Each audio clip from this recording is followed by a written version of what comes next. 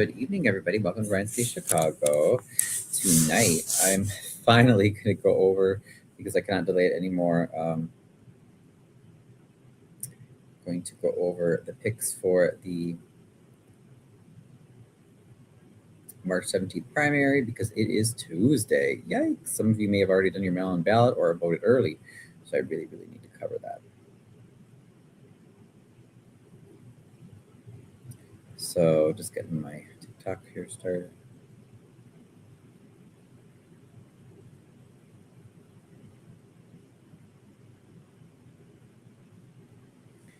I already started doing some research. And oh, I really need my lights, don't I? Yeah, you really can't see me very well without that light. I started doing some research. Excuse me.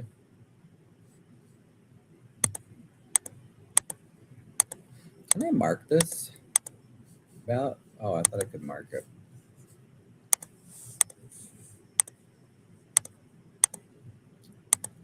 Oh, that's okay. You know what? I know where I can mark it, you guys.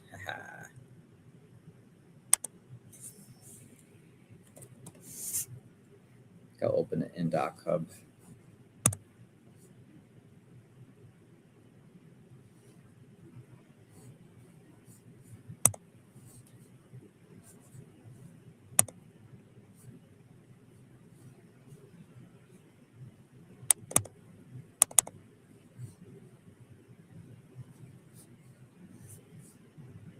Yeah, let's try this.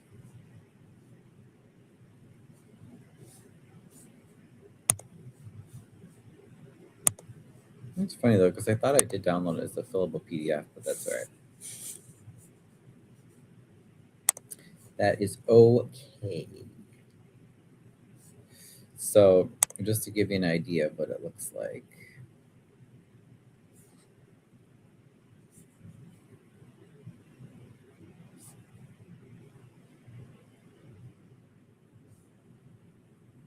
This is a ballot from, hey everybody, hey Juan. This is a ballot from where I'm at in Harvey. So this is more so, focused on Harvey, but still, it'll give you a pretty good idea.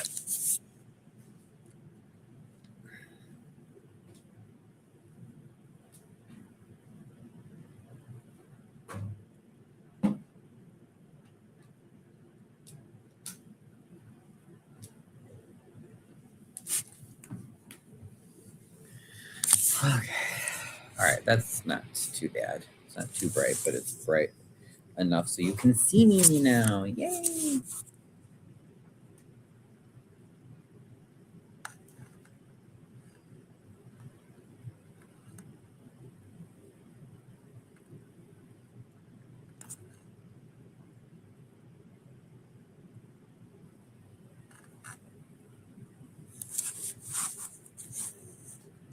So let us start with, so this is an idea, of what your ballot will look like. We got early voting going on, and then actual voting day is Tuesday, March 17th, the next Tuesday already, you guys, crazy. So you can go online and actually download a sample ballot if you go to Cook County. I did that in another live. So once you get it, it looks like this. Let's start with now I'm doing the Democratic primary. I'm not doing the Republican primary, just the Democratic primary. U.S. Senator. Look at all these candidates. Bam, bam, bam, bam, bam, bam, bam.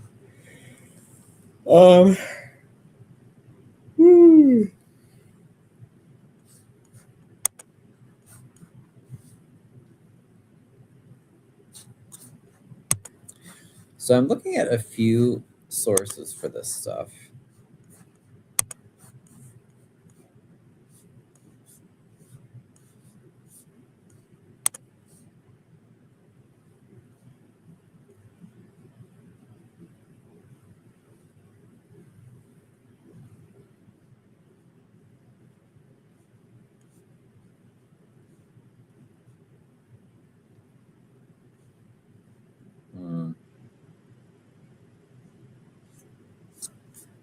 Yeah, I'm not really impressed with the voter guides for this stuff right now.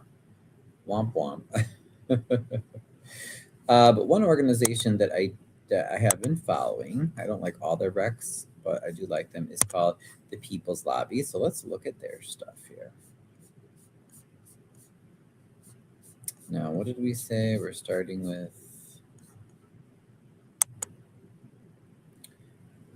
U.S. Senator.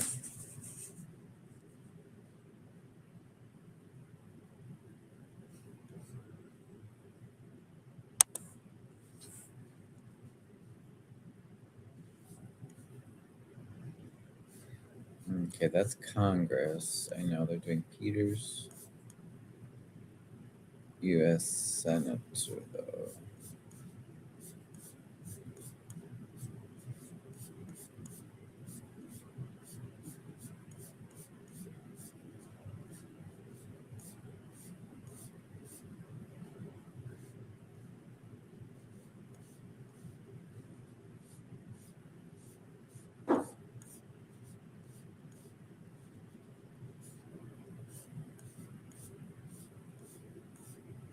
Oh, is that it? Ah, oh man. So they're not endorsing anybody for the Senate race. Gosh darn it.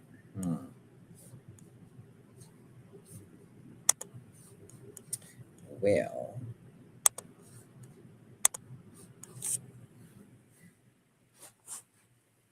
Mhm. I mean, I haven't been too thrilled with Robin Kelly. In she's been our state, our U.S. rep. She hasn't been the worst, but she hasn't been the best. When we've asked her office for help, typically we're told that they quote unquote cannot intervene in local matters. Joanna Stratton, Raja Krishnamurti, I've not heard good things about them. But who is this Kevin Ryan?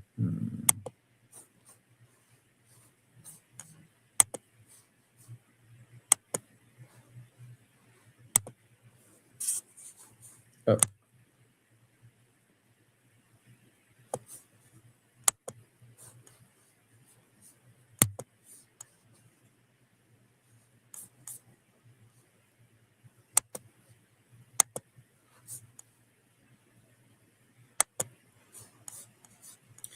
Let's see here.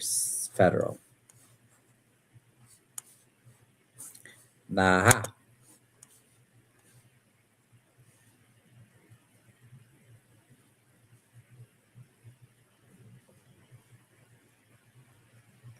Lots of candidates, guys. Jeez. Caparelli. Wait, isn't he a Republican? I thought he was.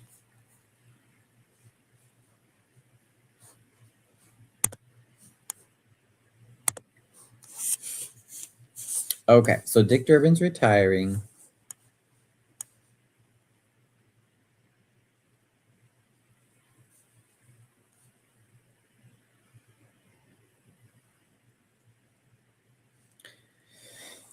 Yeah, so a lot of her platform I like. Robin Kelly's platform. I haven't been too thrilled in how she responded to our requests for help in the South Suburb. But hi, Joel. What's up, Joel? Where are you from, Joel?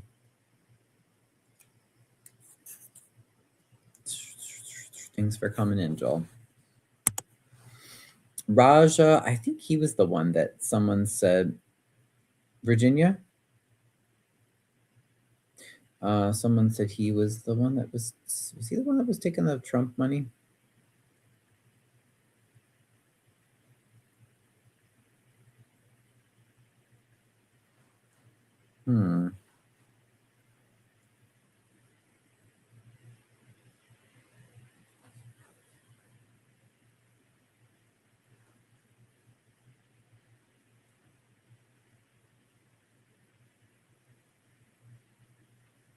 Oh, I like this. Sean Brown is an attorney and community organizer from the South Side. He wants universal health care Immigration reform. I like that idea. Immigration reform, a new Violence Prevention and Safety Act, and free tuition for public colleges and universities and colleges.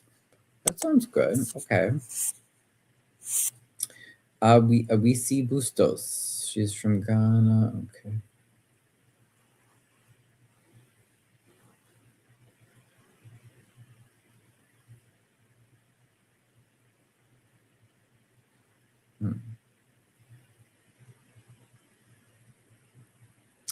Oh, I like this idea. Look at this. Brian Maxwell spoke up. Brian Maxwell is an assistant research scientist and project engineer for University of Illinois Urbana-Champaign. He has spent the last 2 years organizing to stop sending our tax dollars to Israel for its genocide in Gaza.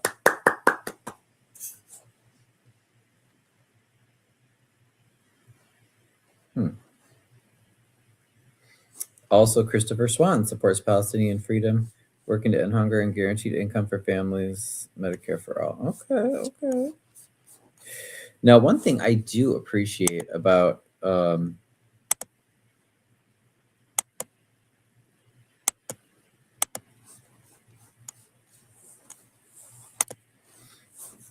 Sun-Times, is that for Virginia, Joel? Is that what you mean?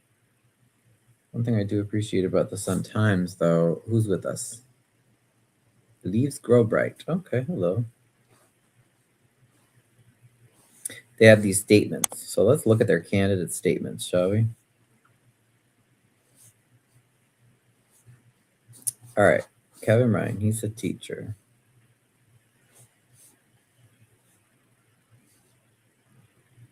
So they ask questions about economy, the ICE campaign, China, democracy, federal funding, and final pitch.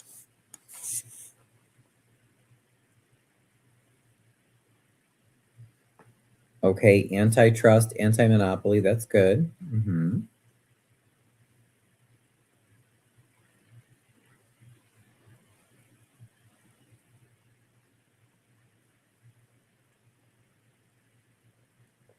Green New Deal, okay.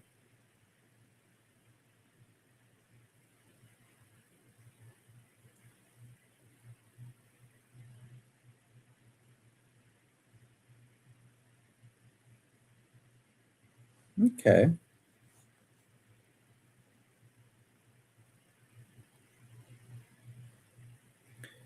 Oh, he doesn't support ICE, but what is he going to say?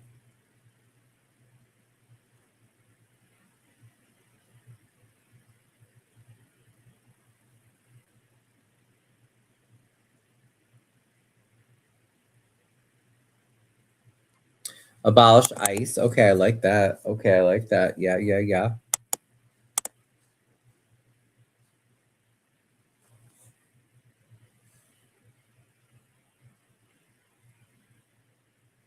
Oh, China's committed genocide against Uyghur people? Ooh. I don't think that's true.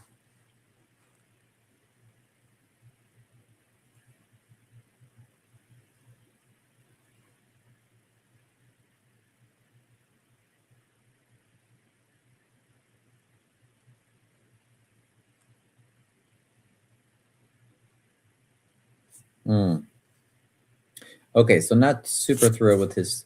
He doesn't seem to be very pro-China.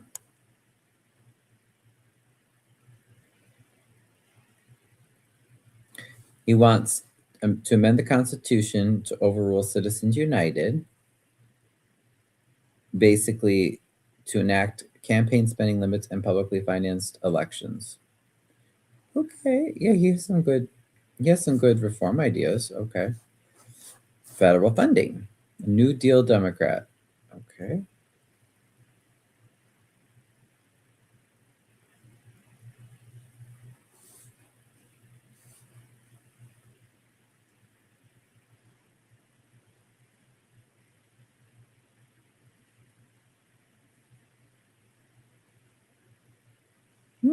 Okay. So he's got some decent stuff. Let me see. Boop. Hey. Why did it? There we go. Kevin. Oh, did it open a new window? Yeah, it did.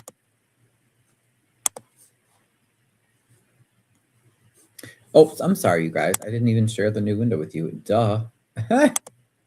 Like, someone's got to tell me.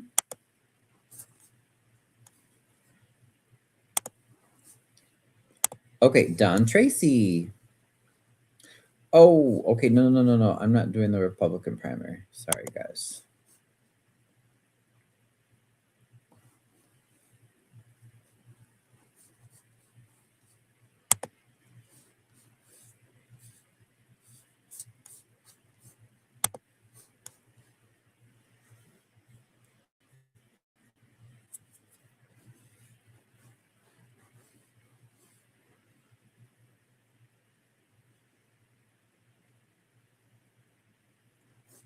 Let's look at Brian Maxwell. He looks intriguing to me.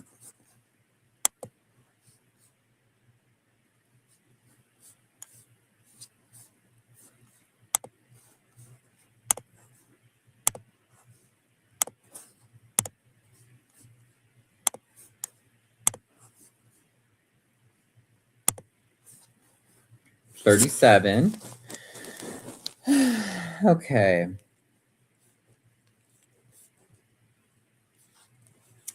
Economy. Direct payments to Americans, renewing the child tax credit, payments to local and state governments to relieve local tax burden. Okay, like that.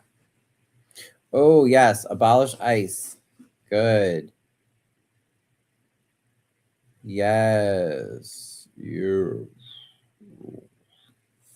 Good. Anti-war.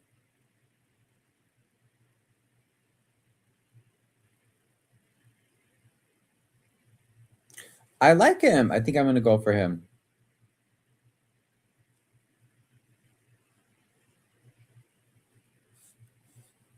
He says, let's cooperate with China.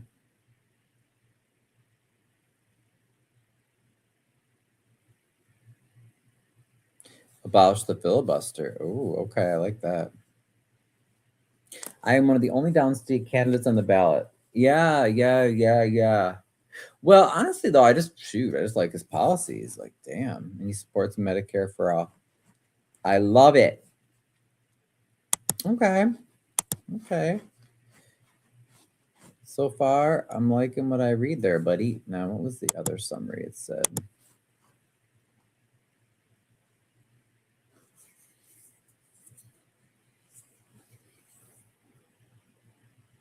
Christopher Swan supports Palestinian freedom. So that, again, that catches my eye.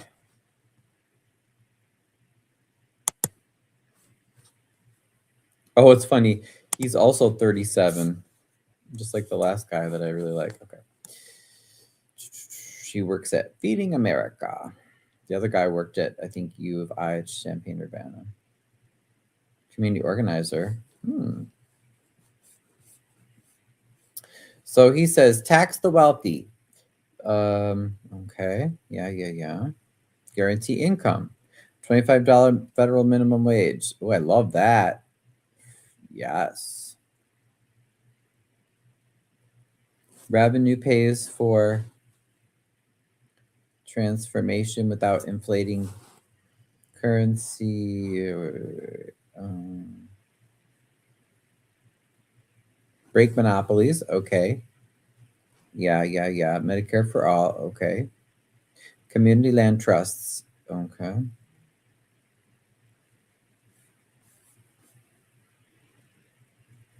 Abolish ICE. Good.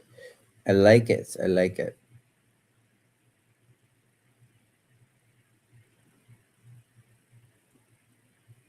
Very nice. Okay.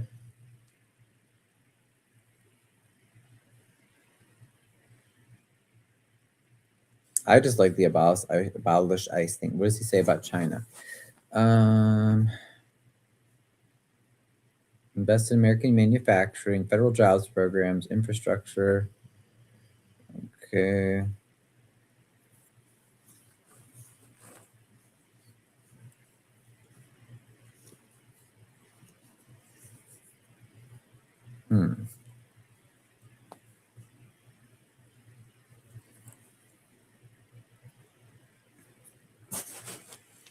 Okay. Yeah, okay, he's basically saying cooperate with China.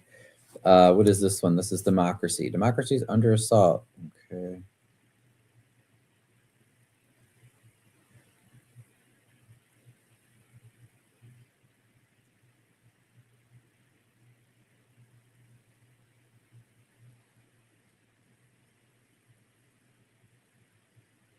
Expand Supreme Court. Ooh, I like that. Add term limits and ethics enforcement. And the filibuster. Ban mid-census redistricting. Pass John Lewis Voting Rights Act with federal oversight of election laws. Yep. Break corporate capture. Overturn Citizens United. Ban corporate PAC contributions. Public financing for elections. Oh, good. He has a lot of good policies. Okay. Thanks, Joker Nathan. Hi from Glasgow. Okay, welcome from Scotland. Yeah, sorry, it's not like super thrilling right now, but we need to do this. We need to go over. I'll follow you back. How old are you, Joker Nathan? We're going over local election information. Wait, what is this? Oh, federal funding. Let's see.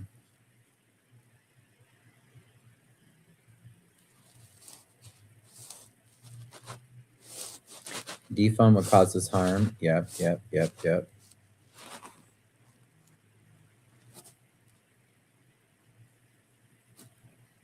Cut the Pentagon budget. I like that.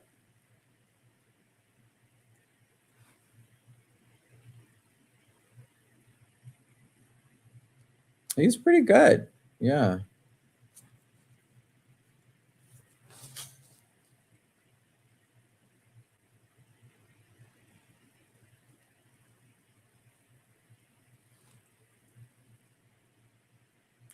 He says he's a deacon. Okay, he's worked in food. Okay, interesting. Well, I think for this one, for Senate, I think I'm going to go for, from what I see, and also because I don't want to spend all night on this.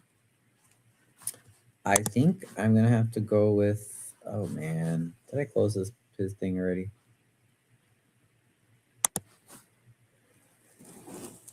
Brian Maxwell, who works at U of I at Urbana-Champaign. I think I'm going to endorse him.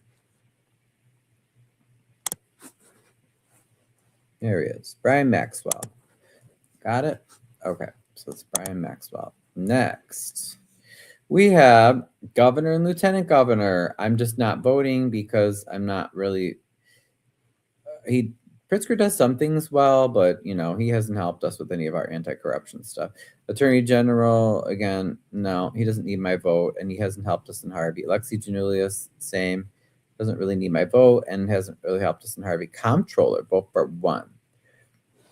Okay, in looking for these guys, let's look up.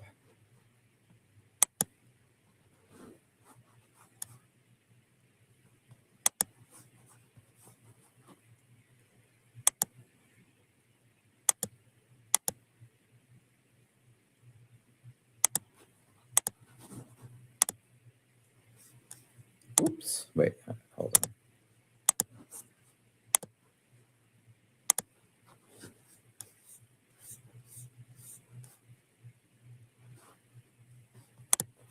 Okay, that's a state race. So comptroller, here we go.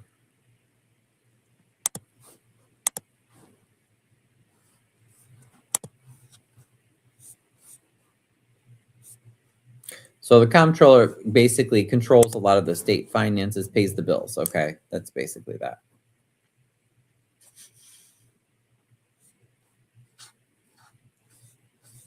Let's see, did they give any statements? Did they fill out any statements? No,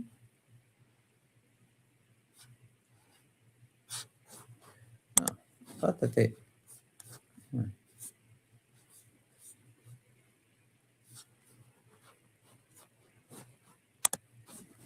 They didn't do questionnaires?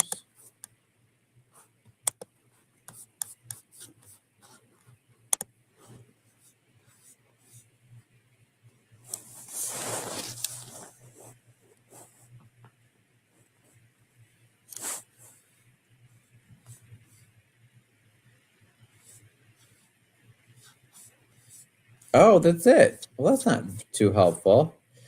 Let's see if WTTW voter guide. They always do a good voter guide. Let's see.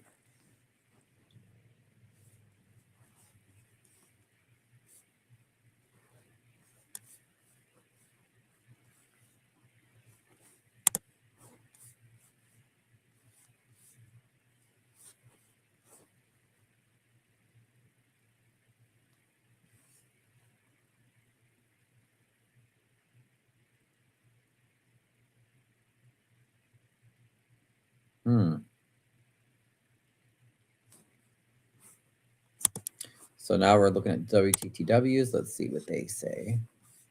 Karina Villa.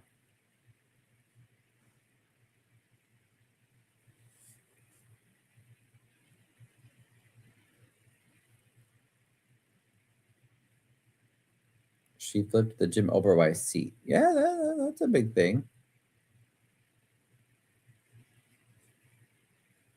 Chair of the Senate Progressive Caucus. Okay.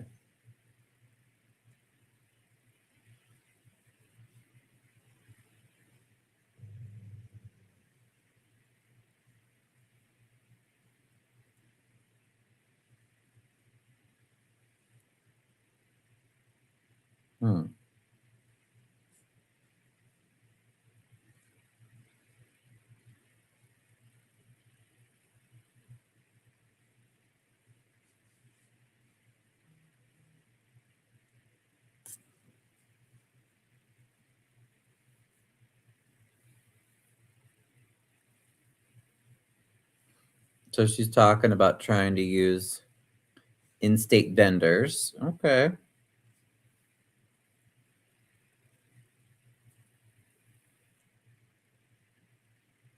All right, decent. Okay.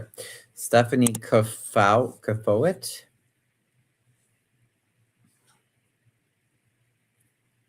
She was alderman for the city of Aurora. Okay.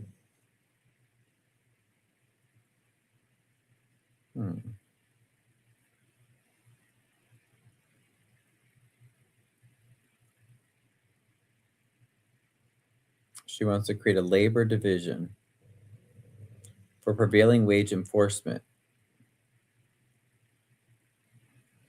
Okay, interesting. Okay. Mr. Growler, what are you doing? A nonprofit and community-based division? What's that about?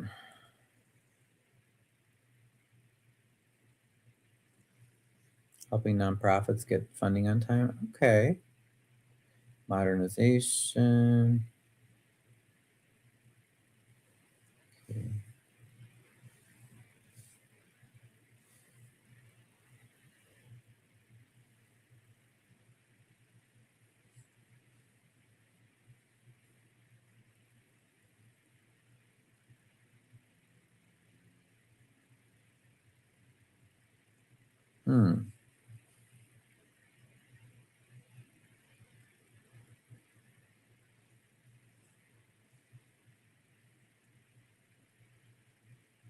So she says she's been working with the current comptroller.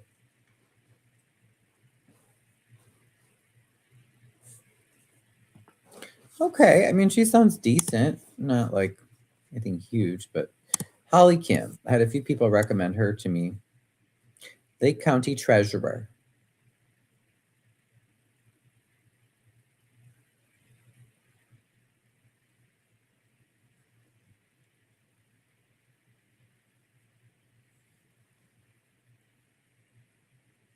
So she said she's already managing a big budget. Okay.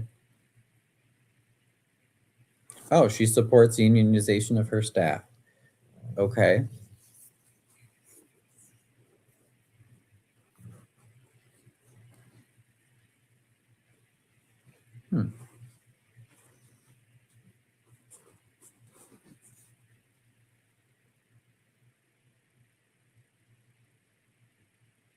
She said, okay, good.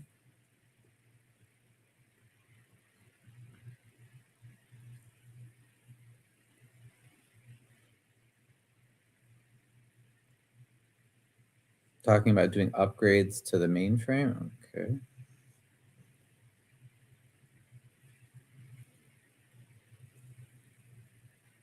People-funded campaign. That would be interesting to look at their donors. Yeah.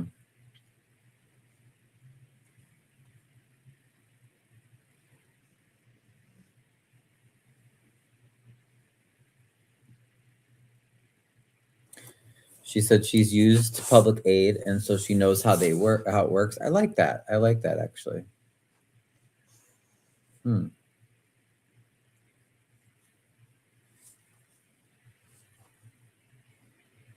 Accelerate the shift away from paper checks. Secure electronic payments. Okay.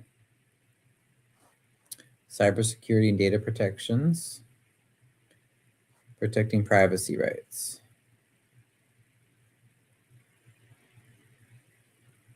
Follows the ACLU and stays informed on emerging threats to personal data.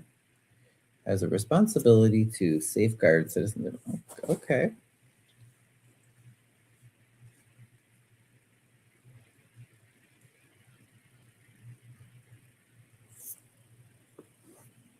Getting rid of duplication. I like that. Continue credit upgrades. Paying the bills on time.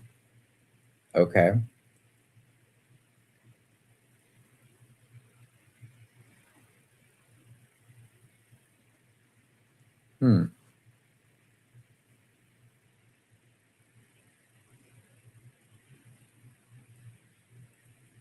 Expand, making regional offices. Okay.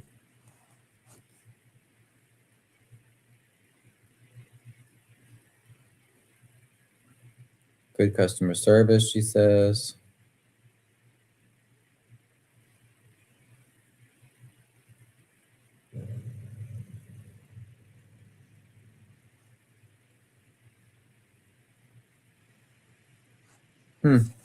Well, I mean, at least from what she's saying, it sounds good. It sounds like what people were telling me. Let's see.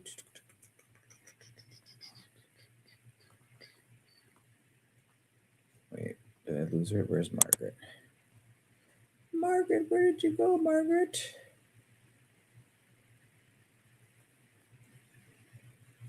There she is. Okay.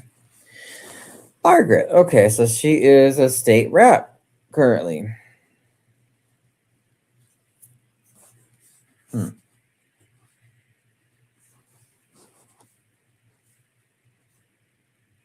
Deputy Chief of Staff at DCEO. Okay.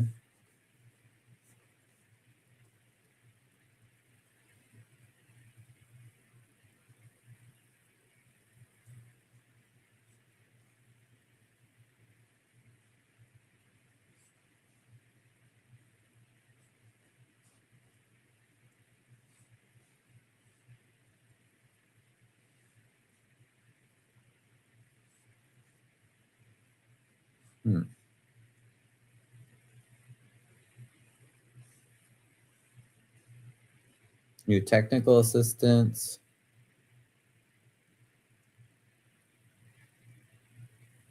Okay.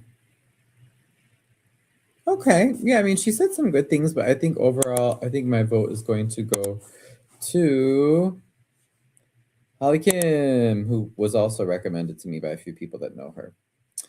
Okay, Frericks. I emailed him asking for some help with financial questions. He never got back to me. So, all right, I've already gone over these guys for the second district. I was between Jesse Jackson and Robert Peters, but as of right now, I'm still going for Robert Peters. But I am going to reach out and see if either of them would be willing to help with Harvey stuff and see. But I'm going to go for Robert Peters right now. This is tough. Will Davis has always worked with Clark and is not an honest, helpful man. I'm not a big fan of him overall. So state central committee person for second district, Will or Robin Kelly. I don't really want either of them, but I guess if I had to pick, maybe I'll pick Robin Kelly. Napoleon. So no. Will Davis, no. MWRD, let's see. Sepulveda, Precious Brady, and Precious Brady Davis both voted to kick our residents out of our longtime residents out of their homes for a public project that we don't want, and we don't need. So they don't get my vote. Beth did answer me when I at least asked her some questions. Sarah, I don't know. So I'm only endorsing Sarah right now. Cam Davis, absolutely not. He did not lift a finger to help our residents. He voted yes plenty of times to kick them out of their homes. Ooh, President of County Board. Now, this is a tough one. Let's see what WTTW has with this.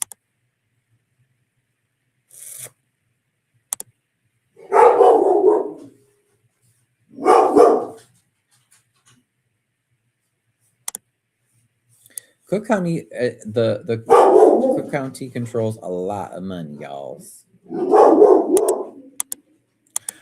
Brendan Riley didn't participate in the voter guide. Boo. Boo. Well, I don't know. You know what? I kind of don't. I'm not really thrilled about either of them.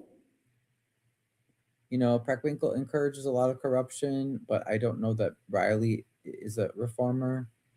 So I'm just not going to vote for either, honestly. All right.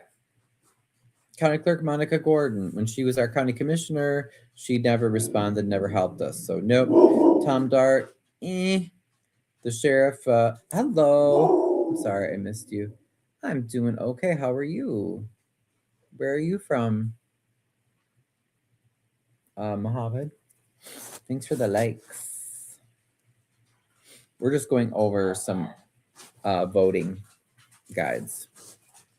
But yeah, Tom Dart has not helped when we've asked for help in Harvey. Maria Pappas, I mean, I guess she's done okay, but I don't feel real strongly about her. County Assessor, Keggy or Pat Hines? Let's see, Cook County Assessor.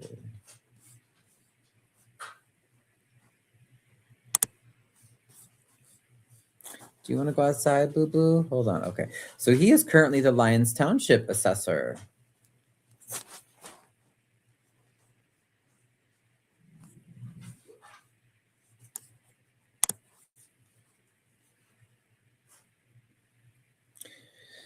Okay, I'll be right back. I'm gonna let the dog out. Is that Pakistan? Can't see the flag, Muhammad. What? Do you actually need to go outside, or are you just making trouble?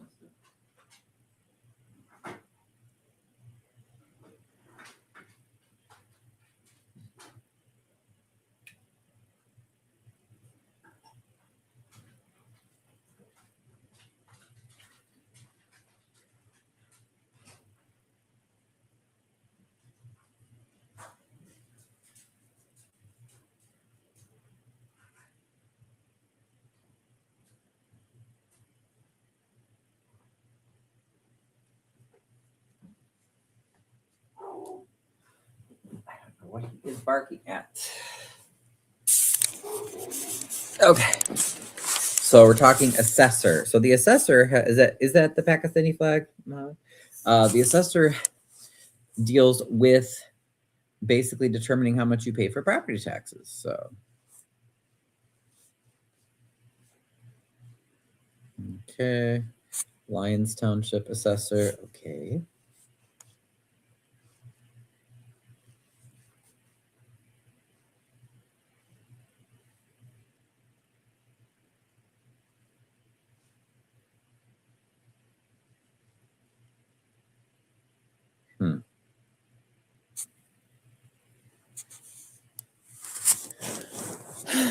He says under Fitzkegi, our current assessor, you have to hire a lawyer to understand the bill. My ultimate goal is to create an office that's clear, accessible, and accountable. He wants to expand the team of field inspectors and strengthen training for current staff. I plan to reinstate a culture of professionalism and accountability. Okay.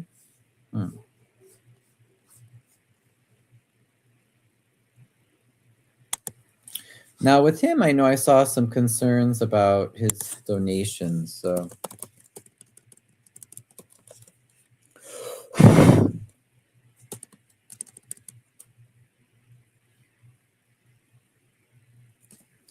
So let's look them up, shall we? Hello, Clang. Pat Hines.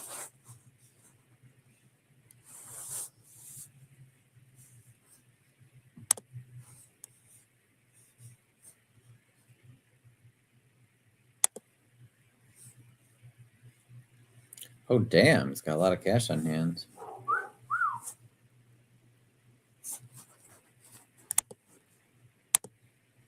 Okay, so let's look at, again, we're looking at the assessor race here now. Top 25 donors. Okay, Union. Don't know what that pack is. Sachs, Michael Sachs. Who is that?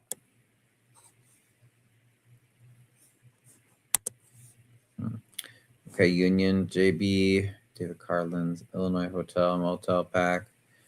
Union, I don't know who that is. Chicagoland Chamber of Commerce.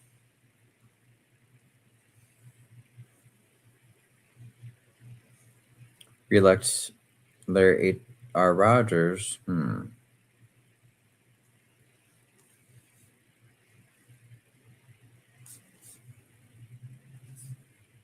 Okay, well, I mean, it seems like it's mostly union stuff. So let's go over now and look up Fritz. Okay.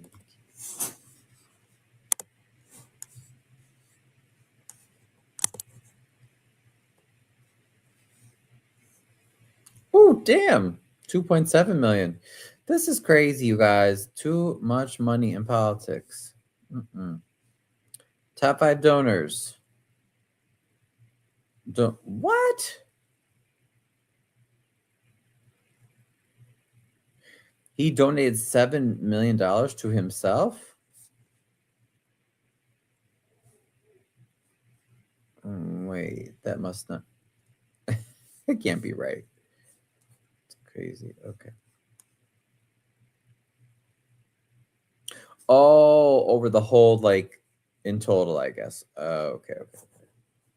And then the latest date, but these are like overall time. I see. So I see a lot of names here. Jerry Reinsdorf is a big business guy. That's a bad sign. These other ones, though, I don't know, unfortunately. Interesting. Roberts patent.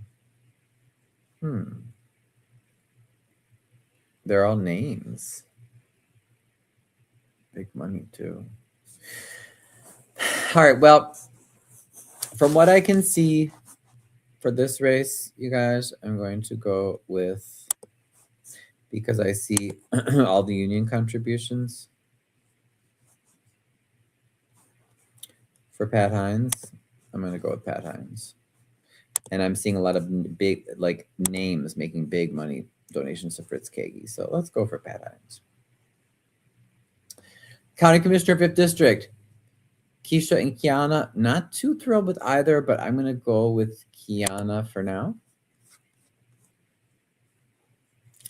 Now, for judges, when you're looking up your judges, excuse me.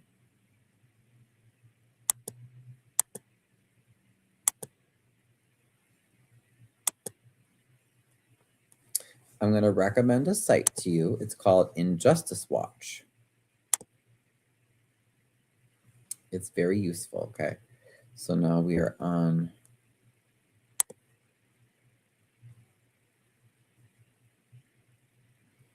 judges. Okay. So if you go to Injustice Watch, and you can select your district that you live in, or you can put your address in and they'll tell you which district you have.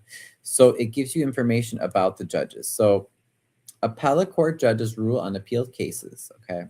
10-year terms. So that's a long time. So let's look at her ratings. She's presiding judge of the Cook County Circuit Court's Domestic Violence Division. Now, for me, I mean, some of the stuff they've done great, you know, some of it they haven't, but okay, it's just interesting to know. Okay.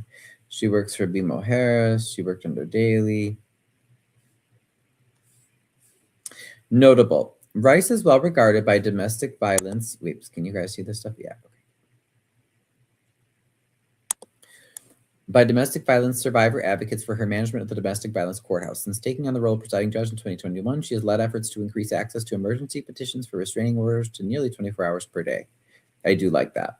In the 90s and early 2000s, Rice held a number of high-profile positions under Daley. Okay.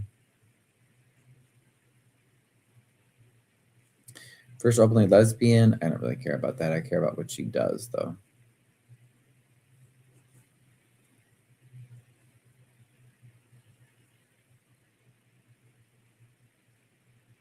Okay.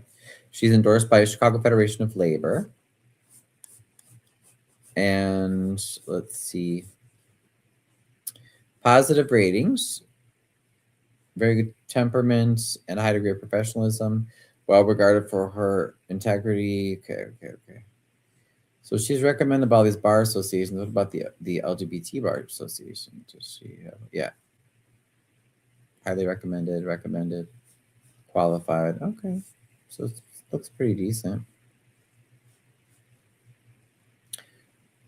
Her donors, we can see. But I don't really recognize the names. Her biggest donor is herself. Should we read the full candidate survey? Okay. Why not?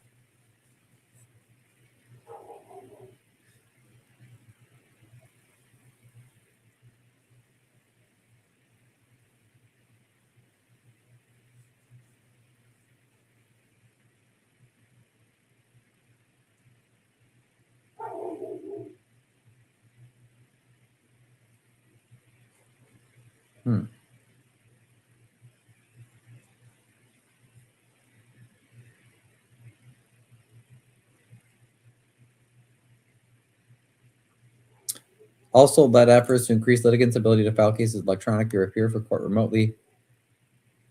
Yeah, I like that.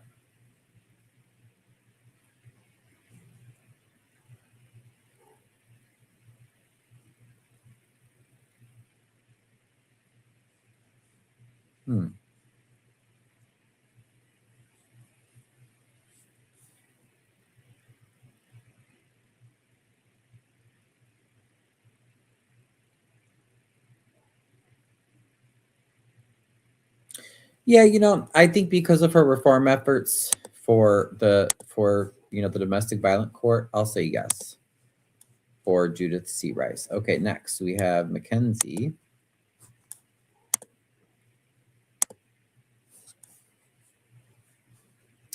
So circuit court, they do all kinds of cases: traffic to personal injury to child welfare to criminal, 6-year terms. So remember, if you got to go to court, it's important that you do pay attention because these people are going to see. Okay, he worked for the city, specializes in housing law, and has spent nearly 2 decades. Okay, frequently suing landlords over building conditions. Okay. We're going over local candidates for elections. So that's what we're reviewing. And I'm telling people who I am voting for.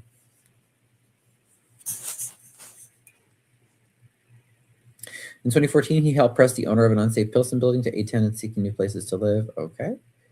Representing. Okay, interesting.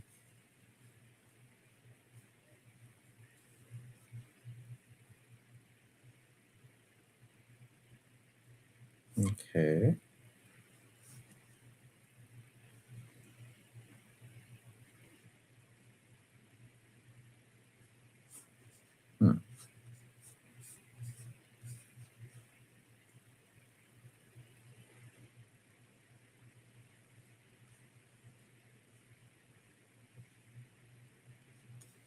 Okay, well, he doesn't. Oh, the LGBT Bar Association did not recommend him. I wonder why. I wish it would say.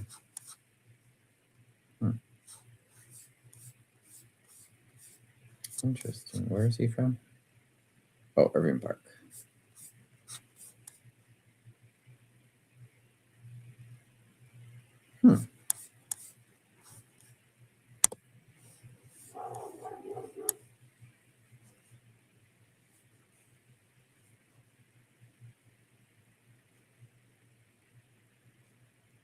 I mean, I guess I like that he was. I like that he was going over. Hey, Simone. Yeah, well, I am studying in a way. Like I'm reading stuff about the different candidates, and sharing it on my live with people. Because otherwise, there's so many people on the ballot, it gets confusing to figure out who you should vote for.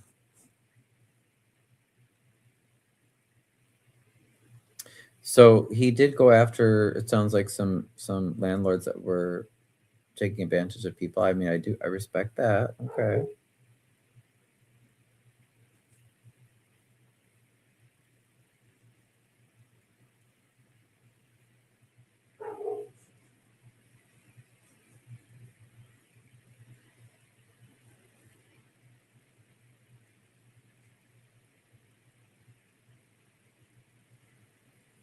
Hmm.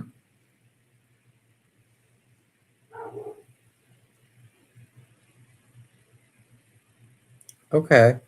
Well, I mean, I don't know. My main concern is that the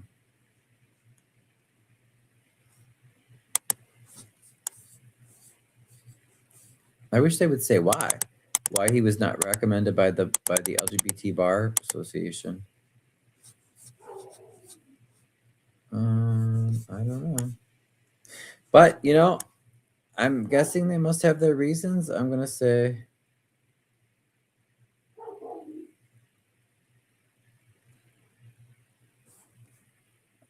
no.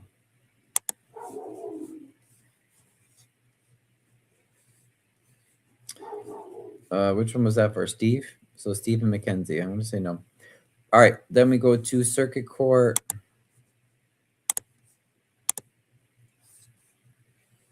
Luce and Linda.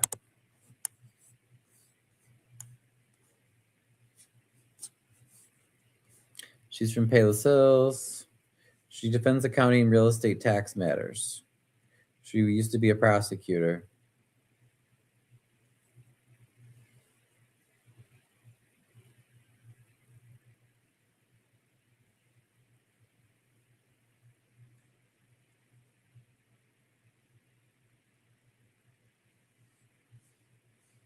She's the daughter of immigrants, she says.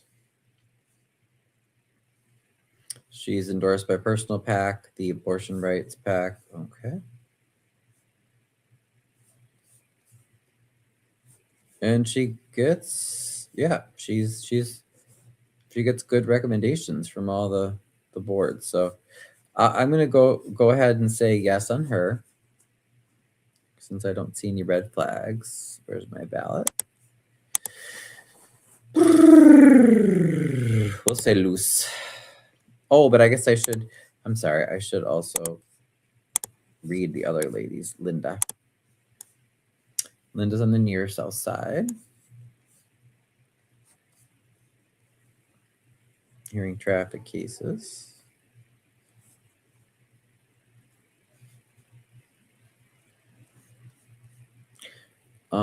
She did have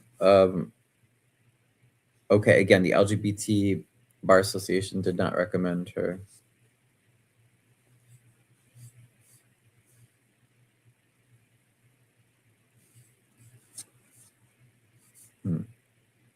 Yeah, so I'll go with the other lady because she got all recommendations.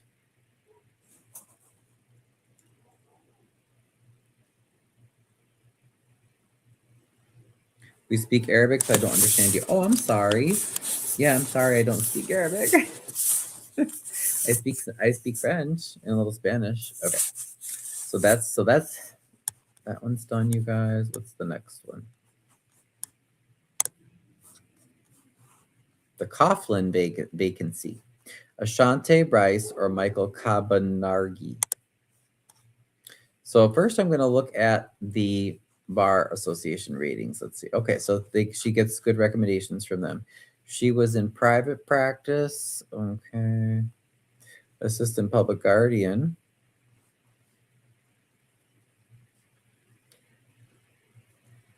Oh, ooh, she was removed from the ballot for failing to include her married name in her filing paperwork. Okay.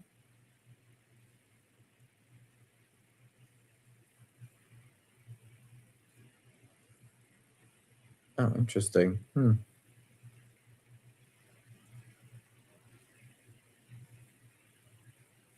Yeah, that seems kind of unfair that they kicked her off the ballot for a stupid married name issue. In 2021, Rice was found by a Cook County Electoral Board hearing officer to have engaged in a pattern of fraud while gathering petition signatures for her mother's campaign for Chicago Heights Park District Commissioner. Oh, disregard for the integrity of the election process in her testimony, it could not be viewed as credible.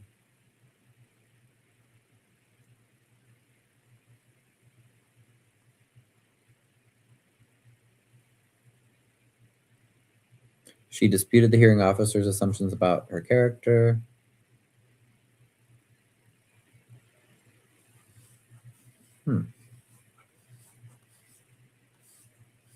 She's endorsed by the Personal PAC and Independent Voters of Illinois.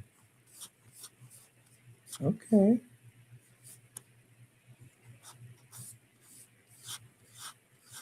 I mean, at least the bar associations didn't mark her down for anything. I don't know if that was true about the signature thing. Hello. Hi, JJ. Welcome. Yeah, I'm just reviewing some local election info.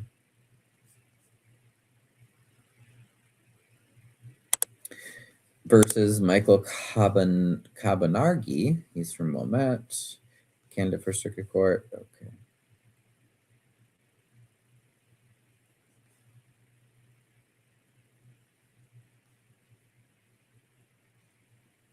Oh, wow. So he's done a lot. Yeah.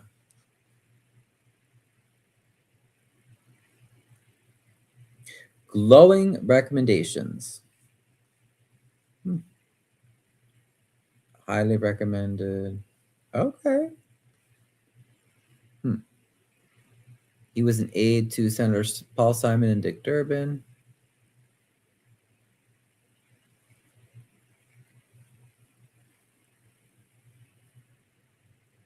Board of Review Commissioner. Oh. His wife worked from 2015 to 2019 as a director of construction and consultant for the massive Chicago developer Sterling Bay. I don't know how I feel about that.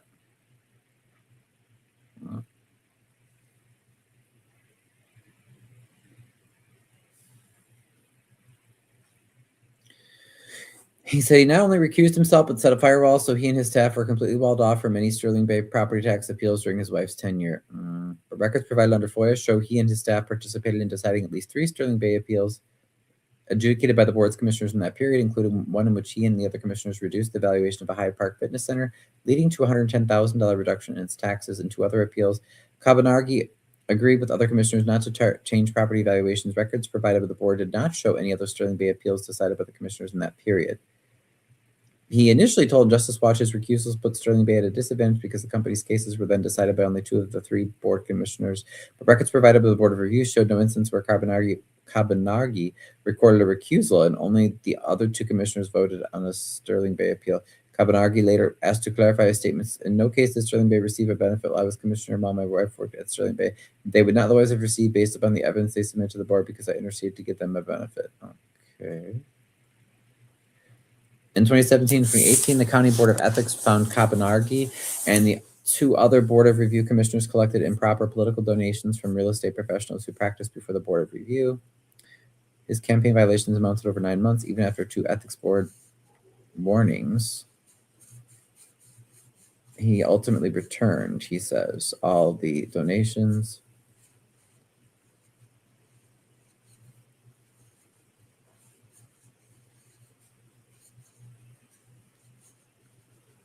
Oh. He also promoted close political operatives to senior positions at the Board of Review while they did campaign work for him. Oh, boy.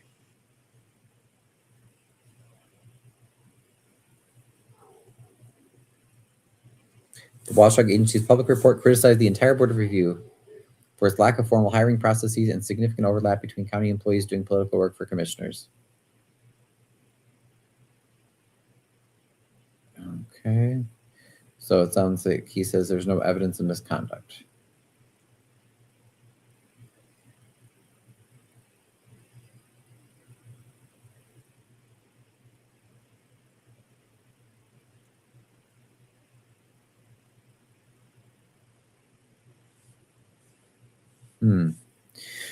Well, I don't know.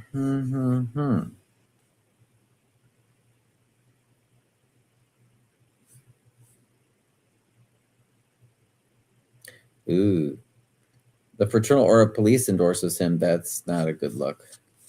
I don't know, guys. I don't feel comfortable with either of them because of the allegations. So I'm gonna say no.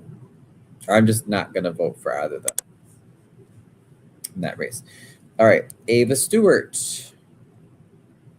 Ava George Stewart. Let's look at Ava George Stewart, shall we?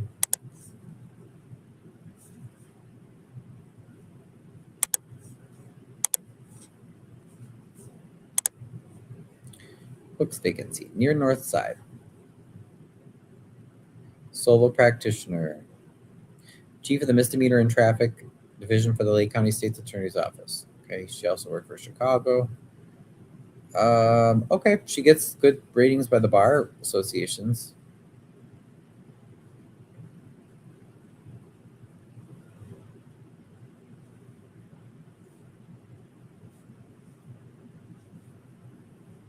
I mean, no significant controversies, it looks like, coming up, so I guess I'll say yes.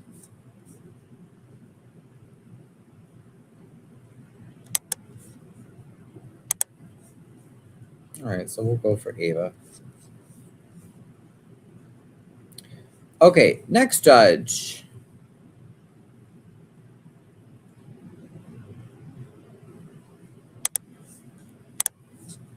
D'Anthony Tony Thedford, 55 years old, from the Loop.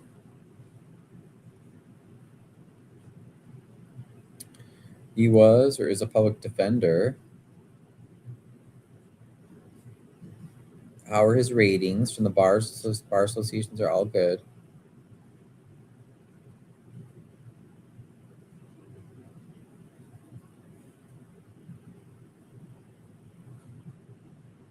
He represented the family of 19-year-old Calvin Cross, who was shot and killed by Chicago police officers in 2011 in a lawsuit against the city. They settled for $2 million. Cook County officials consider him to lead the public defender's office in 2021. Between 2011 and 2018, the state and federal governments filed liens against Thedford and his wife, seeking to collect about $249,000 in unpaid taxes, interest, and penalties. 2020, the couple declared bankruptcy and reported that they owed the IRS some $220,000 and owed the IDR about $10,000. Okay.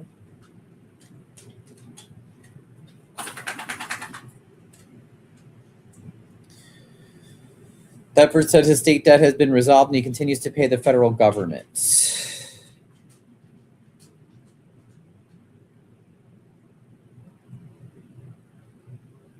Understand something? Could you explain what's going on? So now we're talking about judges that are up for election, Mohammed.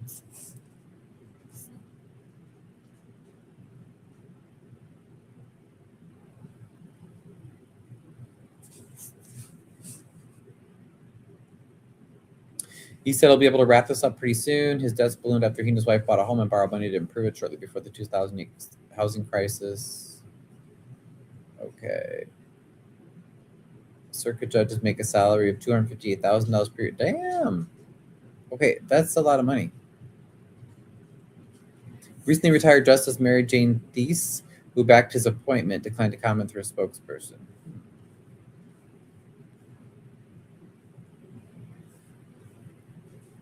Well, I mean, I don't know. I guess he had tax debt, but it sounds like he's resolving it. I mean, so I say, yeah, let's give him a chance.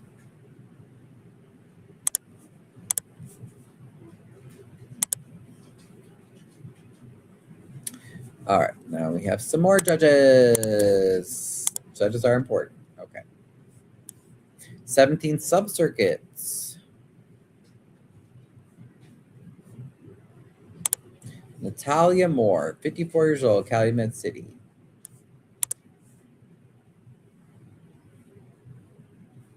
Okay.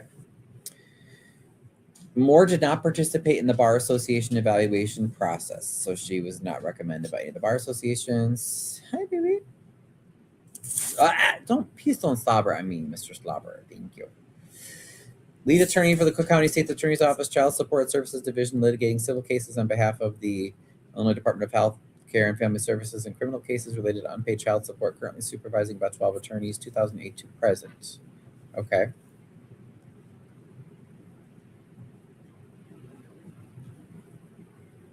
So she worked with the Till family.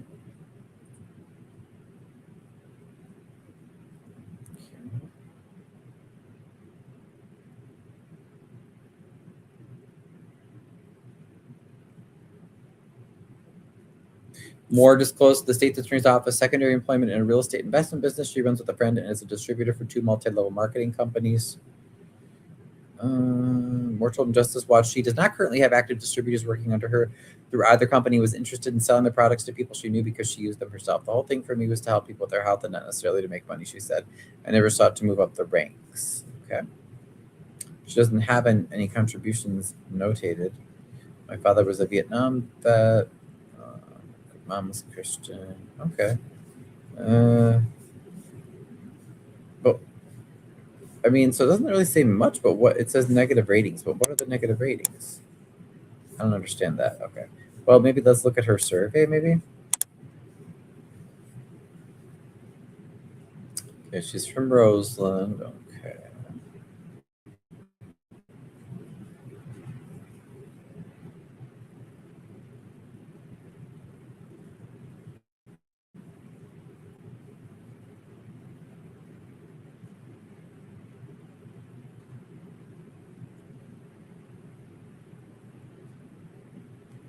So she says, growing up in a community that was not wealthy helps me to understand that more money, more power does not necessarily mean less accountability.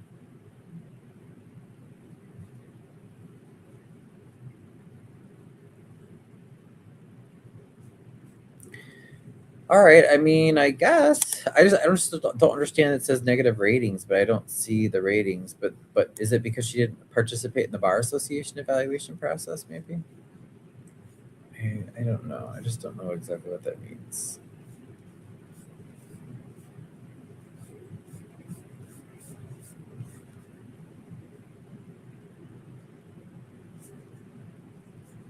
The other candidate for that position is Meredith Hammer, 54 years old, South Chicago. Oh my gosh, I've gotten her mailings and texts. Attorney in private practice focused on probate, mortgage foreclosure, and estate planning. She also was on the Illinois ARDC. Oh, interesting. Okay. That regulates lawyers. Crosstown Community Development Corporation. They sound familiar. Oh, it's in Indianapolis. Never mind. Rated not qualified or not recommended by all but 3 bar associations. Impartial, prepared, professional, but concerns about the lack of depth and breadth of her experience. She has sufficient experience, but rated her not recommended due to significant concerns about Miss Hammer's residency. Oh. Okay, so so really, let's see what this is about.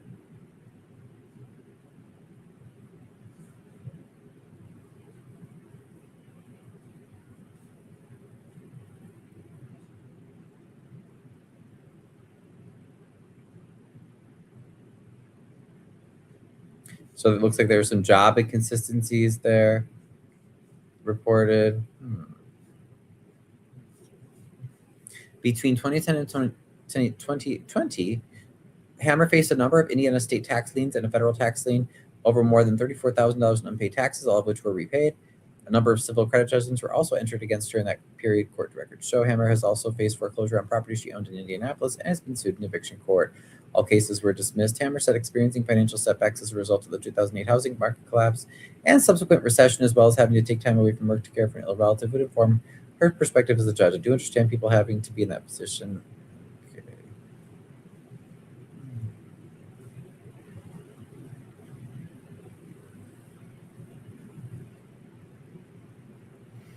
Okay, I guess my concern would be,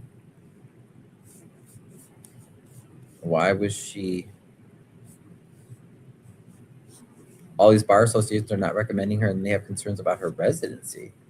All right, well, I'm going to say it's a no for me. So I'm not going to vote for her. Now, remember, you're not voting against the judges, but it's just, I'm not going to vote for them unless I feel confident. Okay, and then we got 3 more judges here to look at. Thanks for bearing with me, guys. Oh, yeah. Hey, Paul. No problem. You can always rewatch it if you want. I know it's a little slow and boring for some people, but I needed to do this anyway, and I wanted to show people yes, it might look somewhat boring, but to show people the actual process that I go through, especially for the judges, so that because I use Injustice Watch, and I want people to see that they can actually just do it at home, so that way when you go to vote, you're already, all your research is done. The judges who advertise the most have the worst ratings with the bar associations. Oh, thank you, Paul. I was wondering about that. Okay, because I'm like, gosh, Meredith's been texting me and everything. And I'm not saying that the bar associations are the be all and end all either, but it does make me a little suspicious. Hi, Ross. Check out Andre Petty's background and ratings. I've received 3 big postcards in the mail from his campaign. Ooh, okay, definitely. I think he's coming up next. Yeah, so I'm not voting for either of those ladies. What did I say next? Amari Dawson, 52 years old, Homewoods. Oh, so she lives close by. Assistant State's Attorney in several divisions. Currently serving in the Appeals Division. Okay. Dawson did not participate in the Bar Association evaluation process. That's weird. Yeah, I don't know why we wouldn't. At the age of 19, Dawson, who was then living in Wisconsin, was sentenced to 2 years of probation and fined $510 in connection with a federal drug trafficking case involving 2 Chicago men, according to news reports from the time. Dawson, who referenced her criminal record when she applied to the Cook County State's Attorney's Office, did not respond to Justice Watch's multiple requests for an interview. According to her campaign website, in her teenage years, Amari experienced what she refers to as growing pains. These growing pains include challenges dealing with emotional trauma caused by violence, managing motherhood while still in adolescence, and confronting the flaws present within the justice system between college and law school. Dawson worked as a parole agent for the Illinois Department of Corrections. And anybody can make mistakes, but I wonder why she wouldn't answer Injustice Watch, though. I find them to be a helpful source. Didn't answer the survey. Okay. Well, I don't know. I would say I'm going to say a no, just because for some reason there's not much there. Let's look at Bianca Brown. Bianca B. Brown, 40 years old. She is in Linwood. Okay. Associate at Chicago law firm specializing in defending private and public sector clients of personal injury and wrongful death litigation. Chief attorney for the CTA. Interesting. Okay. She was also worked for the ARDC. So that deals with disciplining and regulating attorneys. Assistant State's Attorney. Okay, so she's done a lot. Worked for State of Chicago. Brown is the granddaughter of Ethel Skiles Alexander Taylor, who served in both the Illinois House and Senate between 1979 and 1983. Okay. By BB's Pound Cakes. Okay. Being raised by a single mother in the South Side. Okay.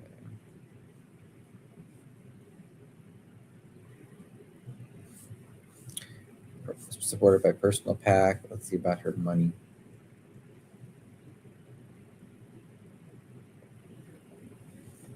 Okay.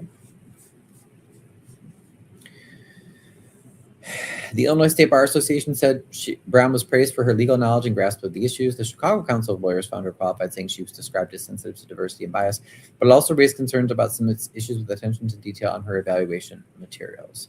So it looks like everybody is recommending her except for the Asian American Bar Association of the Greater Chicago area. I wish they would say why. So I guess, I don't know. Nothing maybe too huge as far as concerns, but let's look at Andre, the guy that Paul was talking about.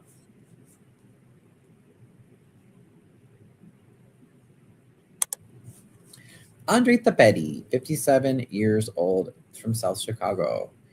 He is, or was, an Illinois state rep. Okay. He invested the COVID-19 outbreak at the LaSalle Veterans Home that killed 36 residents. Oh, boy.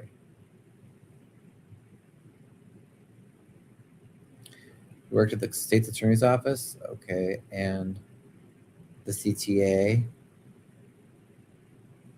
Justice Watch could not immediately verify the dates of these positions. Okay.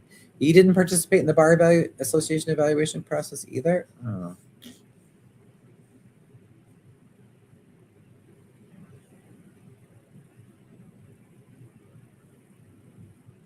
He wrote a resolution calling for reparations for Illinoisans of African descent. Florida land and business records show that Petty has maintained a presence in the Fort Myers area for many years. He surrendered his Illinois driver's license for a Florida license. Uh-oh. Petty moved to the 17th Subcircuit in February 2025 using a trust to buy a home just inside the subcircuit boundaries. His mortgage called this property his secondary residence and stated his current residence was in Florida. Whoa. The following month, Petty updated his Illinois voter registration with the Chicago home's address records show. Petty contested allegations of legal incompetence after he briefly represented the family of a 3-year-old Cabrini Green Housing Project resident killed by the collapse of a wrought iron gate on the premises. Okay.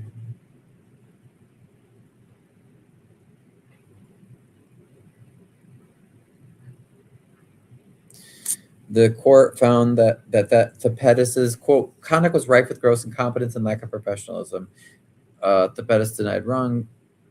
The Pettis denied wrongdoing. The Petty did not respond for a request to comment or the survey. Well, that's not very encouraging, Mr. Tapeti. So there's your answer, Paul. That must be why you're getting all the mailings. Yeah. Oh gosh, you guys. Well, that's not very, very what would you say? Encouraging. So I don't know. Wait, what about the lady again? Bianca. What was her issue? One of the bars associations did not recommend her.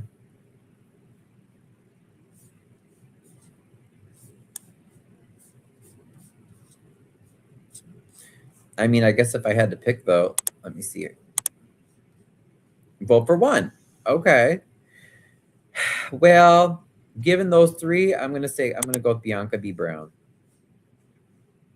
Then we're at Thornton Township Committee person. I have concerns about, some things with Stephanie, and I definitely don't trust Napoleon to help. He's never helped Harvey. He's never really done anything good, but and I know I don't have to pick two, but I don't know. I'm just gonna say Stephanie because I don't want Napoleon, I guess. Public questions. The voters of Thornton Township. Something about blah, blah, blah, deliver annual top property tax rebates to more than 3 million residential. Okay, so something about property tax rebates. But since the township put it on the ballot and they didn't work with Tiffany when she wanted to do the rebates, I'm going to say a big fat no. Shall Thornton Township create a public medical health district? Since the township's doing it and they have called me a racist and harassed me and are not transparent on any of the finances and never help Harvey, I'm going to say a big fat no, because if we can't see where you're spending the current money, why would we want to give you more? And should you expand the TAP, Thornton Assistance Program, to include snow removal? Absolutely freaking no. The only reason they put these 3 referenda on this ballot is because they did not want us, meaning the residents, to put a referendum calling for disbanding the township. So yep, I think that's it. So vote no on those referenda. That's what I'm recommending. So again, just to review, let's see. I did Brian Maxwell for U.S. Senator. Some of these I left blank. Holly Kim for Comptroller. Robert Peters for 2nd District Rep. Robin Kelly for 2nd District Committee Person. Beth was the only one for MWRD. Do not vote for those other people.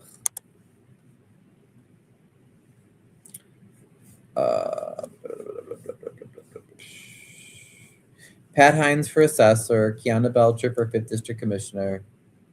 And then the judges we just did. So, and what I'll try to do is take some screenshots of this and post it on Facebook so you guys can see.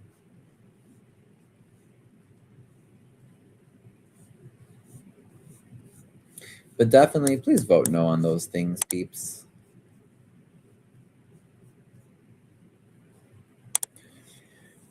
Voting is usually picking the lesser of two evils. Right, exactly. The wording of the first question panders to the poor and those who don't research. I voted no to all three. Exactly. Yep. Because you cannot trust this township board. They're just huge scammers. So why should you vote yes on anything when they treat me and others like criminals, and we just want to know what they're doing with our money? Like, hell no. Do the McCastles Does the McCaskill company shovel snow? Good question. Good question. It's very possible. I know that they do some sort of landscaping. But yeah. Otherwise, that's about it. I know I didn't hit everything just because this was a Harvey ballot. So some of you, will see some different names on your ballot. But Paul, did you have any particular recommendations you wanted to add or notes, for like maybe something Lansing specific or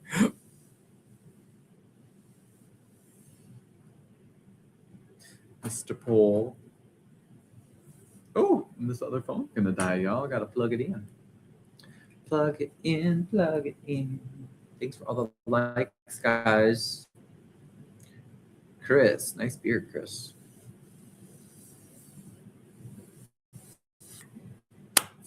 Otherwise, if that's it, you guys,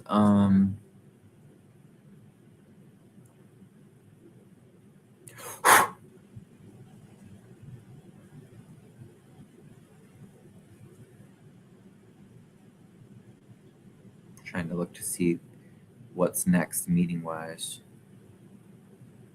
The debate tonight between Keisha McCaskill and Kiana Belcher is postponed until I guess Monday. Kind of close, but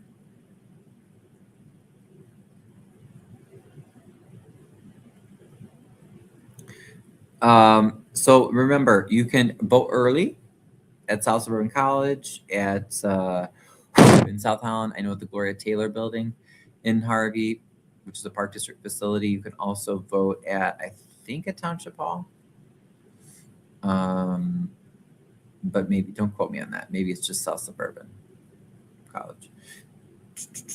Also, Markham Courthouse. You can vote early there. Monday evening, 6 p.m. There should be a Thornton Township board meeting.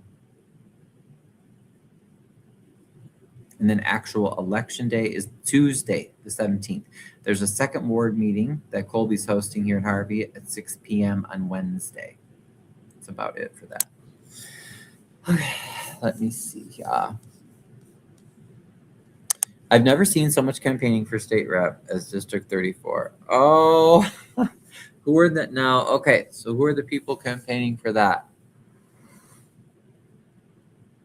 I wish somebody had run against Will Davis. He needs competition. AJ Kearney gets money from DraftKings. Oh, good to know. And will Napoleon cancel Monday's meeting after Stephanie posted the invoices to his brother? Oh, yeah. Thank you. I'm so glad you brought that up because you know what? Let me take a look at that real fast. And also, I'm going to see if 34, if they made these people.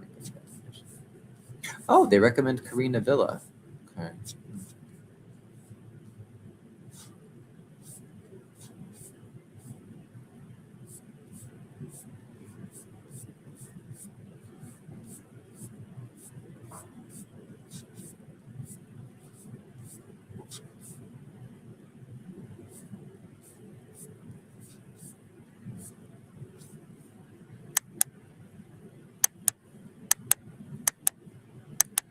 Oh, that's so good, you guys. Because you know what? I needed to do that for myself anyway. I'm glad I did that. I needed to get it done just for me. But yeah, I want to pull up that post because I have not had time. And I probably should read up Amir's posts too, even though I know it's late. But I had to do this election stuff.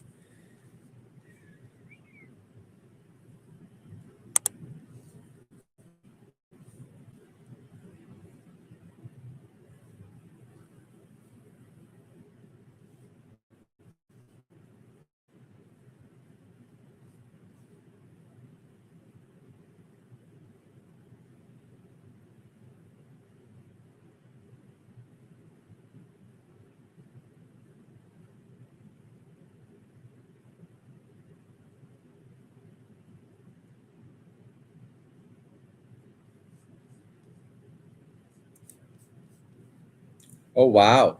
In Thornton Township Citizens Action Committee, Devin Broussard just wrote uh, an interesting piece on apparently Jedediah Brown is exploring running against Napoleon.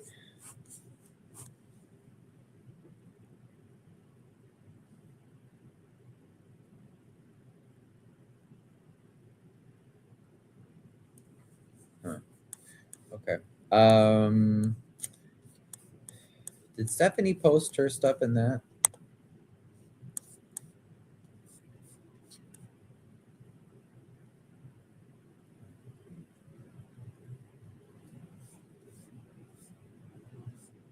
Yeah, Sydney Moore. No. This was about the debate that was rescheduled. So I told you guys that. Sorry, $4,200 invoice for Senator Senior breakfast from his brother, who started the company just before he got the township business. Oh, yeah. So like when people ask me, and they're like, "Well, what do you mean, Brian? Why would people want some of these jobs? They're not paid, or they're not paid that much." Now the supervisor job, the township is paid way too much, over 200,000. But let's just say for school board, for instance, and that is the reason why. That's how they make money. They give these bloated contracts and checks to friends and family for vendors. Yeah. So that's just often how it's done. People are like, yeah, but why would someone want to be on a school board? You don't get paid. Well, you don't get paid, but they do get paid. So like I said, they may charge, let's say they have a bouncy house company and the school wants to have an event. If it costs $1,000 to bring the bouncy house, all they have to do is have a friend or a family member bring their LLC, whatever their company is, and charge $10,000 to bring the bouncy houses. And if no one is asking questions or looking, or like we have with so many of the boards, they won't even show the invoices, the checks, the bank statements. Who's going to catch it? And then that's a markup of $9,000. And then what they do is you just split it. So let's say the family member, the friend that owns the business, the bouncy house business, keeps 4,500, and then the whoever the politician is keeps 4,500. Or however they choose to split it. And so people who are asking, but these positions aren't paid, so many of them. So how do they get paid, or why do people want them so bad? They're not paid, but they get paid, and that's one of the main ways is by controlling by vendors, contracts, things like that. I'd love to see Napoleon debate Jedediah. That would be interesting. Yes, that would be very interesting. I should say it would be entertaining. I don't think it would be educational, but it would be entertainment. How are you spiking, my Fred? Oh, it must be a typo. I'm sure he didn't mean spiking. So we talked about this debate is gonna be moved. I think. What did he say? Monday evening, hopefully. But it's cutting it close. Oh, here's the Mir's open letter I wanted to read. Oh. 20-minute video. No, I didn't want to go through the whole video. Here's the letter. Okay. As president member of Thornton Township Citizens Action Committee, I want to address a series of recent actions that have fundamentally undermined the collective well-being and public interest of our city. Most communities thrive on a foundation of mutual trust and shared responsibility. However, when individuals choose to prioritize private gain or personal agendas over the needs of the public, the entire social fabric of Harvey is weakened. Notice of public censure. This letter serves as a formal public censure of those specific actions, namely misuse of public resources, disregard for community safety, or lack of transparency in local dealings, including the most recent serious concerns about the Turlington homes. Most of the incidents mentioned have occurred from the period of June 2025 to date. Please know these behaviors do not align with the values of integrity and service that our residents deserve. The impact on our community. Okay. We're talking erosion of public trust in local institutions, misallocation of resources intended for community development, and increased safety risks or financial burdens for everyday citizens. A call for change about committing to a different path forward. We urge those who have acted against the community's interest to Harvey acknowledge the harm caused by these decisions, cease any ongoing actions that continue to jeopardize public welfare, Prioritize transparency in all future dealings that affect our city's resources and residents. Specific actions. The INA team led by Jedediah Brown have participated in allegations of public crimes, including the mob action on July 14, 2025 that involved me by Alderwoman Talani Smith, who loves to try to shame me and others for submitting FOIA requests, which is absolutely ridiculous because we shouldn't even have to submit these FOIA requests because the information should be public to begin with. Miss Talani Smith, like, get it straight, girl. But her niece assaulted and battered me.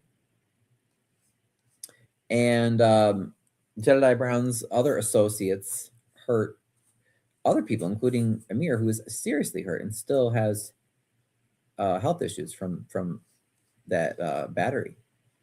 So that was 154th and Myrtle, which multiple criminally assaulted, including one of the members of Brown's team with the murder charge. There's kind of a run-on. Oh yeah, one of the attackers was a member of Brown's team who has a murder charge. They were all released. The police did participate in a local arrest, but no serious charges were brought. The incident should have been referred over to Cook County, but because Brown and his team had been agents for the city of Harvey, the crime was largely railroaded. That's true. We're calling for Police Chief Cameron Biddings and Deputy Chief Derek Charles to resign or request their termination due to multiple incidents of allegations of weaponization of the police force, up to and including arrest of city council members during public disclosure, during public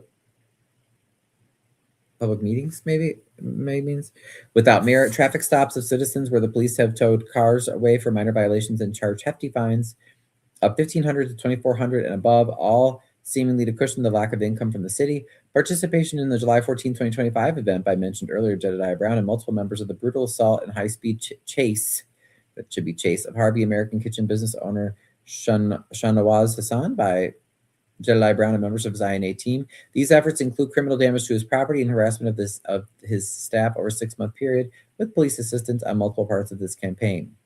So those are all those incidents of violence have never been prosecuted. Thanks for the rose, Muhammad.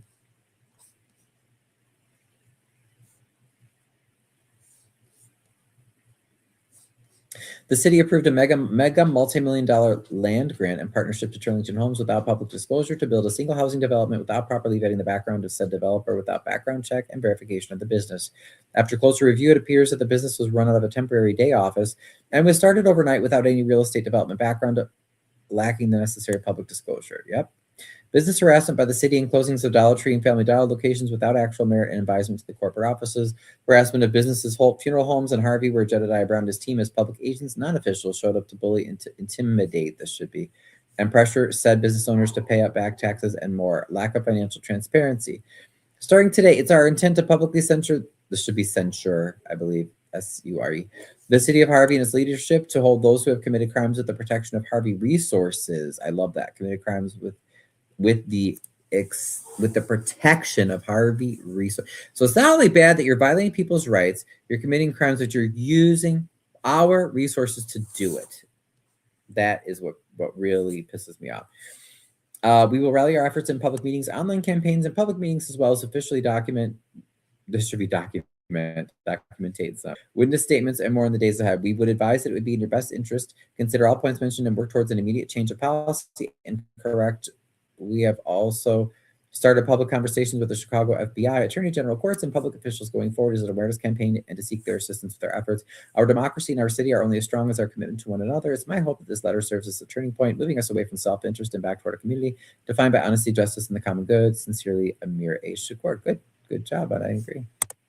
I think I saw somewhere I liked it.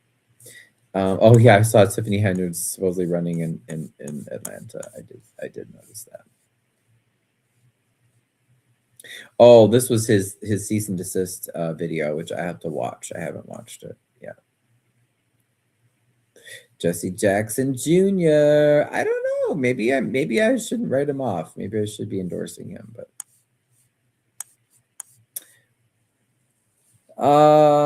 Announced today, we're advancing to the next chapter in Harvey and South End's community-driven progress, announced today at 1 p.m. Good, he did. I've been working, so I didn't get to listen. But. But you guys, where is oh, I know which group it would be in. Probably the other Thornton, the good, bad, and ugly, maybe. I want to look for Stephanie's statement that she put out.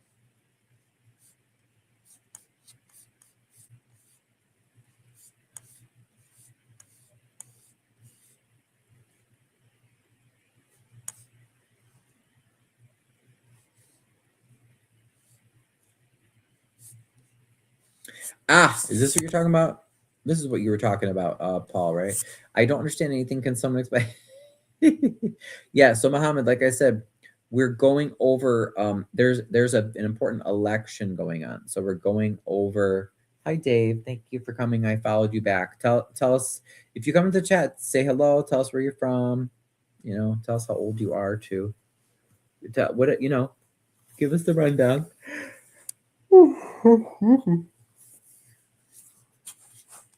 Okay, so this is Stephanie's letter here. Thornton Township residents, in the midst of campaigning for more days, I've received responses to my FOIAs from Thornton Township, and I think it's fair to ask some questions at the township meeting on March 16th if they don't cancel it. Township law says that any one product or service that the township gets that costs over $29,000 or so must go to bid. This process keeps things fair, makes sure we're paying fair wages, and elected officials aren't just giving jobs to friends or family. There are exceptions to this rule. One of them is that anything qualified as professional services, which would be any company hired that is licensed to offer said professional services. The things that would qualify as a professional service would be engineers, attorneys, accountants, etc. My original FOIA asked for the contract for the new company doing the luncheons because my friends that attend the luncheons told me there was a new company doing the meals and lunches. I sent the FOIA asking for the contract. They told me that no such contract exists, which could be another problem. Yeah, that is a problem. Since that's how they want to do things, I then asked my friends to ask the new company their name, and they did. I was then able to go on the Secretary of State website and see who owns this company when the company was incorporated. Here's where it gets sticky. This company was incorporated in October of 2025 and is owned by none other than our supervisor's brother. Now, legally, his brother can get the contract as long as the supervisor's name isn't on the business, which it isn't. But morally, he gave a contract worth about $20,000 per month. Yikes! Ooh. Okay, that is big money. I didn't realize it was that much. Paul, did you know that? Worth about $20,000 a month to a family member with a business he just made months earlier with no bid, no contract, no board involvement. He just slipped it in and pretended no one would notice. Wow, good job, Stephanie, uncovering that. It's pretty risky giving a contract that big to a company that may or may not be able to handle this capacity of work, given how new the company is. Now, let's talk about whether or not this can fall into one of these exemptions, like being a professional service, because I know that's what they're going to try to say, because that's the line item that the Zuccarelli administration was taking it from in the budget, which is true. However, I'm not sure what the process was in 1994 when the previous company was hired at the township, but that same company stayed until they were fired by this administration in 2025. What I do know is that we never had to bid for it while I was there because they were there before me. I also know what line item we took it from in the budget doesn't exempt them from the law. This service would not qualify as a professional service and should have complied with the competitive bidding regulations. Well, I mean, I agree with that. The fact that our state senator of 14 years either doesn't know the rules or doesn't care to follow them is alarming to me. Given the chaotic previous administration we just came from, I would think that the top priority for this administration would be to rebuild trust in the communities, rebuild trust between the residents and the township as a whole. I'm disappointed that's not happening. Sadly, it almost feels the same, but quieter. That's what I've been saying this whole time, y'all. I ask the info so the public can form their own opinions. I'm just sharing mine along with the info. Go to meetings, ask questions, and stay informed. Let's restore integrity. Stephanie Weidman. Good. Well, I like that. I like what she wrote. Okay, now let's see here. Here is the, was it just the, oops, just this one?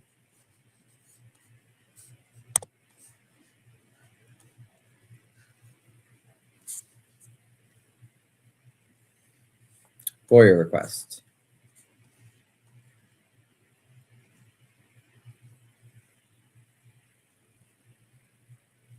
Your request is denied. The township conducted research and found no responsive record. Oh.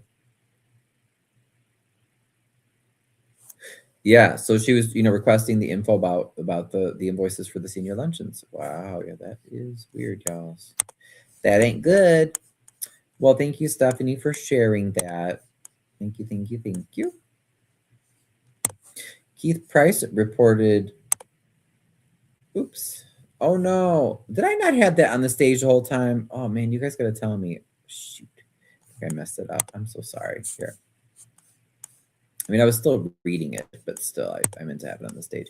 Keith Price reported that one of Napoleon's staffers went to a nursing home in Dalton this morning masquerading as a staff member. A real staff member caught her marking seniors' ballots.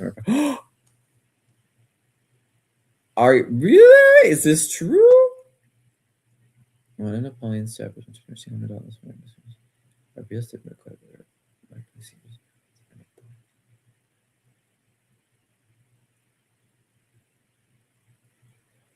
We need to find out if this is true. If that's true, that's huge. You cannot do that. But I mean, does he have? Do they? What's the proof? The incriminating invoice and payment was for breakfast. Stephanie's FOIA was for luncheon. Okay, but still, overall, it's what we've been saying over. I mean, this whole time, right? Unanswered questions. Still for the township, no forensic audit done. Invoices, bank statements, credit card statements, what else? Receipts are not being shared with the public. This is so easy to do. You get them, who hasn't had office jobs where you do this? It's so easy, you get them, you staple them or whatever, you put them in the copier, you scan them, you upload them, you label them. I mean, it's not hard. That's what you have office staff for. And we sure know as hell know they pay plenty for administrative staff. So they can't say that they don't have staff to help with that stuff. But that's crazy, Paul. Keith better come out with that proof if that's really true that somebody they sent somebody to be in the nursing home. Oh my God.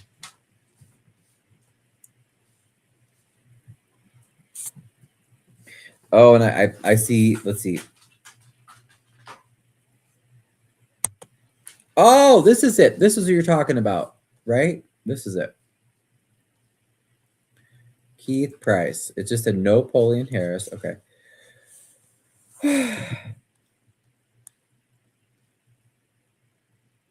It says, so sold by Sonia Real Estate, was just caught. Oh, he must have tagged the person. I don't know what that is. Was just caught at a Period in Dalton. It's a nursing home. Impersonating staff. Is this showing, by the way? Okay, good. It's showing. Allegedly taking advantage of the residents and filling out their ballots. A real staffer witnessed her lying and told everyone she was not staff and shouldn't have been helping or filling out voters' ballots. A Cook County BOE employee has witnessed this act. The sheriff has been notified. Stay tuned. Oh, the BOE's Board of Elections. I hope so. The big question is, how many days does she have to take off from Napoleon Harris III's Senate's office? She's been at the polls nearly every day and kicked out of one site for multiple complaints of harassing the voters and her boss's opponent. I lived that site till today. The whole camp seems to not have integrity. It's sad when you get used to people being a disappointment. Don't risk your career.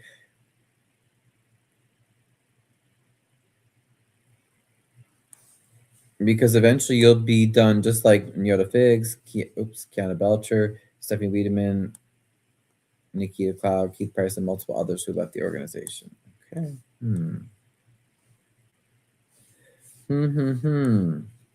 Yeah, I definitely want to see proof of that. Oh, Sydney Moore. Yeah, I just...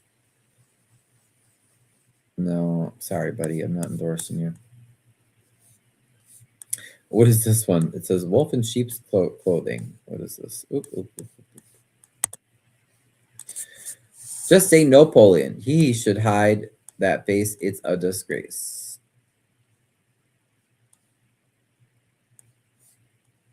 Voter fraud. Napoleon lives in Flossmoor, not Harvey, where he claims to live. Yeah, we know that. An effective leader caused more division in the Democratic Party than unifying the party at his first meeting with a threat. No loyalty, screwed over key people from the organization who helped him achieve the position. Yep. Rigged caucus, greed to hijack the supervisor's seat. Yep. Voter suppression. Caucus greed disenfranchised tens of thousands of their right to vote for their supervisor. Salary snatch. Hid legislation in a Crohn's disease bill to take over $250,000 salary from the taxpayers. Yep. Strong arm tactics, has threatened multiple mayors about not releasing funding if they don't do what he says. Oh, bid rigging, has awarded multiple contracts without following the proper bid process to political cronies and family members. Illegal salaries, has given trustees double their allotted salaries without following the law. Okay, is that true about the trustees? Anyway, All right, guys. Oh, we went so late tonight, 11:45, but we covered a lot of good election stuff. So please, please, please make sure you're registered to vote. Vote. Early voting now. Election day is November 7th, Tuesday, the 17th. No excuse for not voting.